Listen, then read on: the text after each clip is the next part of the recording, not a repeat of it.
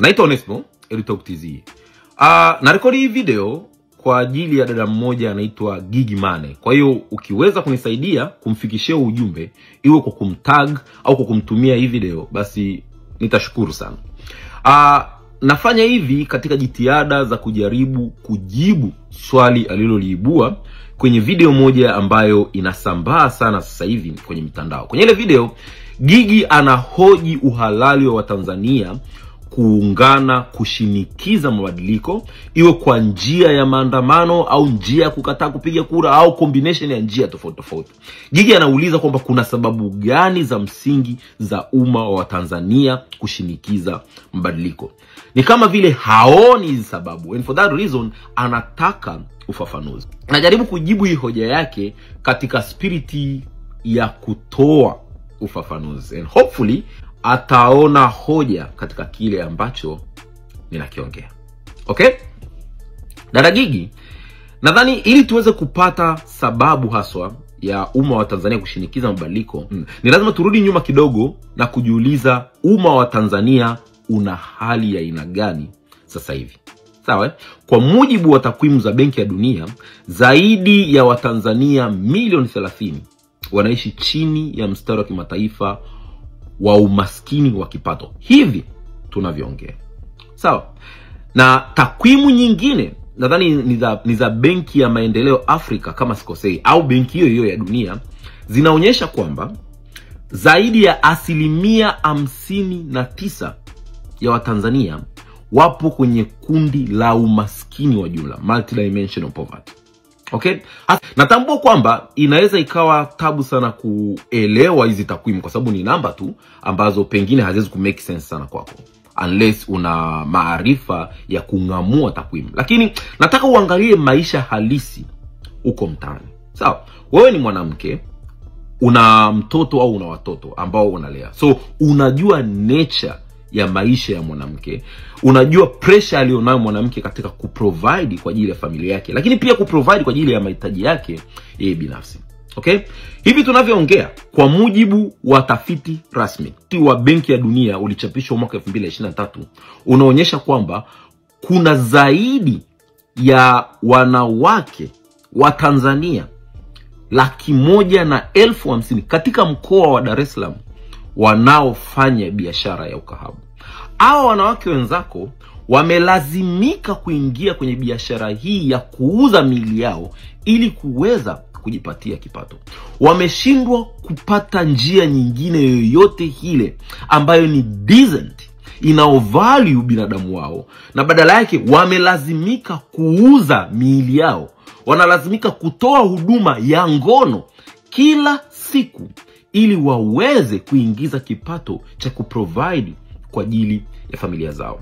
Mimi nimeishi Morogoro. Ukienda pale Morogoro, eneo la Msamvu, usiku kuanzia mida ya saa 4, saa 5, saa 6, ule usiku mkali, utakuta biashara kubwa sana ya ngono inafanyika pale. Ukiangalia aina ya watu ambao wanalazimika kufanya ile biashara, ni watu wa chini kuliko kawaida. Ni watu ambao wanaonekana kabisa kwamba wamepigwa na maisha vilivyo. Lakini sio Msamvu tu. Ukiingia Morogoro mjini, kuna eneo fulani wanaliita Kayumba. Kale ni kaeneo ka kufanya biashara ya ngono.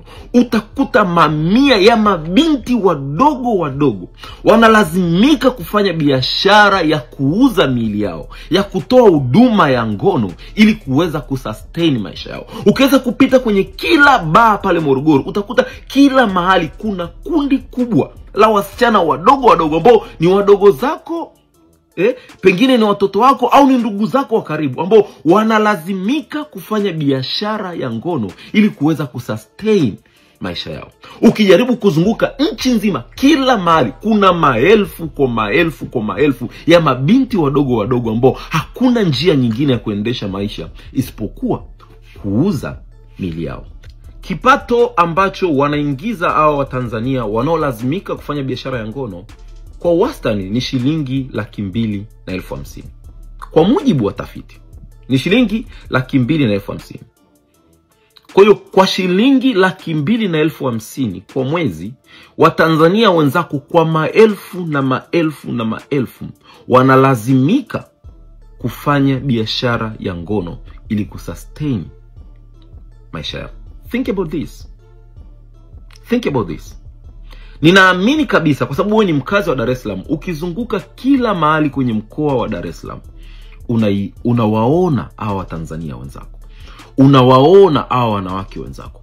Unawaona hawa mabinti ambao pengine walipaswa kuwa mabinti zako.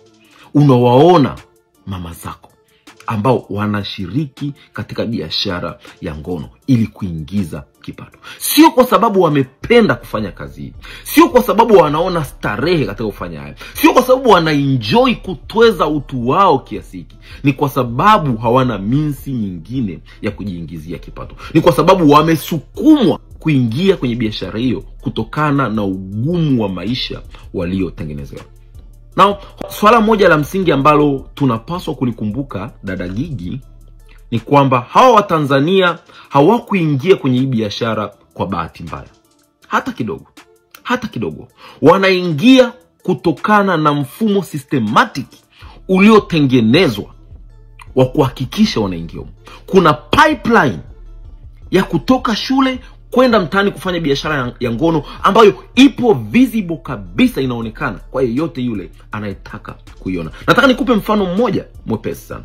Kesho kutwa tarehe 10 mwezi wa 11, kuna vijana 500,000+ wataenda kufanya mtihani wa taifa wa kumaliza kidato cha 4. Sawa.